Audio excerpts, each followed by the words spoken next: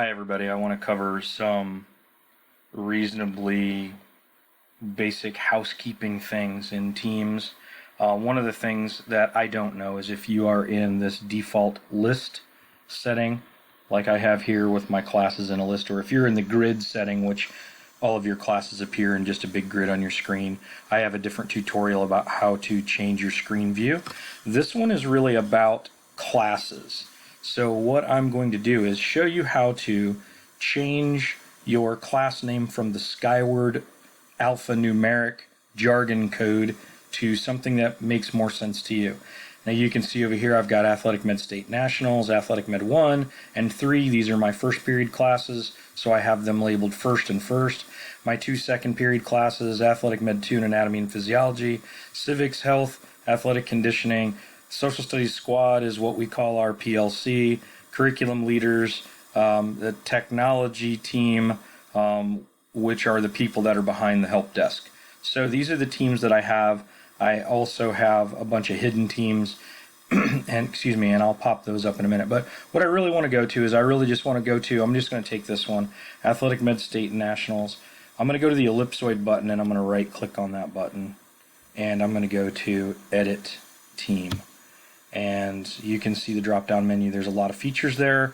I won't get too wrapped around the axle there, but what I want to do is I'm just going to change the name of this just so you can see. I'm just going to change this to State and Nationals. So you'll see that I've made a change. If you can see in this kind of grayed out area, I have it as AthMed State and Nationals, and now I'm going to put it as State and Nationals. And then if I want, I can choose a different icon. Right now it's just got that little KT, which I think stands for Kingston Teams. So I'm gonna say, hey, Athletic Med State Nationals, this is a real brainiac bunch of kids, and that's what I'm gonna do. And I'm gonna update my description, and this is my AthMed State and Nationals members. Okay, so it's set at private that only I can add members. You can make it public that anybody in the organization can join. I'd rather not. Excuse me. And then all I'm going to do is update. It's going to save the changes. You're going to see over here that it's already changed, and it's changing the icon, and then we're done.